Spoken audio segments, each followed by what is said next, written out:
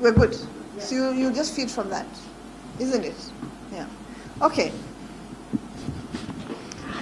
So thank you very much for being here with us. I am joined by the Principal Secretary in the Ministry of Sports, Mr. Joe Okudo, and Mr. Mike Imoko, who is the chairman of the task force that was set up on the 14th of October. And so on the 14th of October, I directed the Registrar of Sports to undertake an inspection of Football Kenya Federation pursuant to Section 52(1) of the Sports Act 2013, following an extended deterioration of the state of football management in our country. The Sports Act, as you know, allows the ministry to intervene in the management of sports organizations where a sports organization fails to adhere to proper corporate governance processes that include financial management. Over the past few years, the Football Kenya Federation has faced several governance issues that have been of great concern to the government. First, the Football Federation has failed to account for all the monies allocated to it by government. All potential beneficiaries from the fund have been trained on how to apply, utilize, and account for the funds. The beneficiaries are also aware that they are required to fully disclose any financial assistance received from other sponsors, both internal sponsors, and may I add, international ones as well. Football Kenya Federation has fallen short of this requirement, and I am glad that we also have the acting CEO of the Sports Fund here with us, who can corroborate that information. After 16 days of hard work, the task force appointed by the registrar delivered a report to her. The registrar, after going through the report, forwarded the same to my office with very clear recommendations. I will read out the recommendations that are in the report. The first recommendation is that DCI, NIS, and ESCC carry out further investigations to establish the extent to which the misappropriation of funds in FKF may have occurred, with a view to prosecuting those who may be found culpable. Second, the current officials of FKF be removed from office to pave way for further investigations pending conclusion. 3, a caretaker committee be appointed to manage the affairs of FKF for a period not exceeding 6 months. This has been successful in other jurisdictions in recent years, as you know. Countries such as Cameroon, Egypt, Ghana, and Chad, amongst others, have had caretaker committees in place. 4, a special audit of the books of accounts of FKF be carried out, and subsequent frequent future audits be carried out as well. 5, the Government of Kenya to invoke Articles 17 and 58 of the FIFA Code of Ethics 2020 edition by informing FIFA Secretariat Investigation Chamber on the outcome of this inspection. 6, no bank account should be opened by FKF henceforth unless authorized by the Principal Secretary, who is also the accounting officer, within the 6-month period the caretaker committee will be in place. 7, the Ministry of Sports, Culture and Heritage and the Sports, Arts and Social Development Fund not to release any funds to FKF unless and until the previous funds are fully accounted for.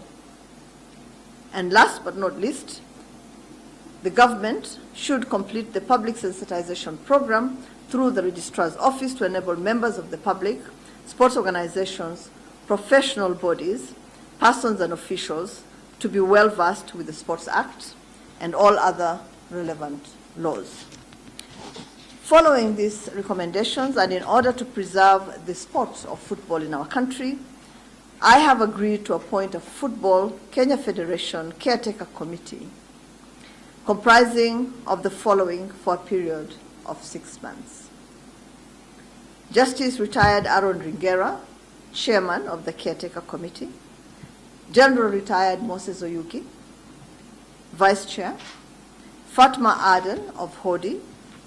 Philip Musimi Mue. Anthony L. Isai. Elisha Chep Chieng Kiplagat. Hassan Mahmoud Haji. Frederick Teresa Lekesike. Mwangi Muthe. Nedi Atieno Okoth. Ali Amur. Titus Kasuve. Richard Omwela. Bobby Ogola, and Dr. J.J. Masiga. The mandate of the Caretaker Committee shall comprise of the following. Conduct all the affairs of Football Kenya Federation in accordance with its constitution. Ensure that Football Federation of Kenya is in compliance with the Sports Act 2013.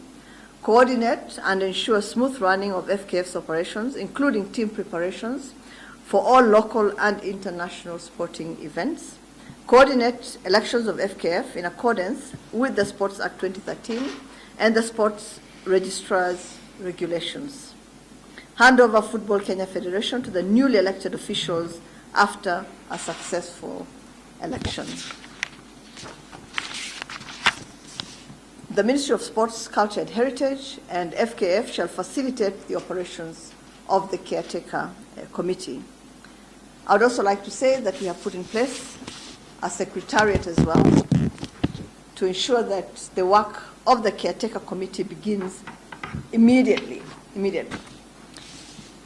Linda Ogutu will head the secretariat. Michael Muchemi will be secretary, together with Loreen Nerea Shitubi, who will be joint secretary. Caesar Handa, Habo Mwachiro from KEPSA, Edward Rombo, Hiba Hussein, Gabriel Mudhuma, Dr. Walter Ongeti, Rashid Hamisi Al-Shedu, Honorable Rachel Kamweru, and of course Robin Toskin, who will cover all aspects of engagement with the stakeholders and with others who are interested. The mandate of the Caretaker Committee that I have read out is very, very clear. We expect the Caretaker Committee to begin its work immediately so that the rescue of football in our country that we've been talking about happens immediately. 6 months is not a long time, and we expect this committee to work day and night and burn the midnight oil. Let me also take this opportunity to really thank the chairman of the task force and the members of the task force, as well as the registrar, for the work that they've done. They did an excellent job within a very, very short time, under immense pressure, with a lot of reluctance from those that they were investigating. And so I'm just really grateful that they agreed to do this work within that time period. We allowed them to overrun the 2 weeks because we thought that the work was extremely urgent, but also extremely important. We wanted it done well. And I think when you read this report, you'll see that there's a lot of thought that went into the report, but also that there's enough documentation and evidence to make their case.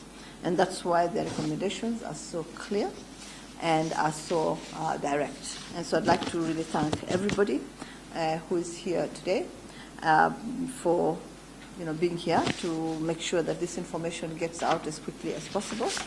As you know, we are going to issue a 411 almost immediately so that we can start our work this afternoon. I am going to inform the members of the Caretaker Committee to report to work by 3 p.m. Today. Well, thank you very, very much. And I also like to just thank the Principal Secretary, Joe Kudo, for the amazing work that he has done during this period, and all my other colleagues at the Ministry of Sports, Culture, and Heritage. Thank you.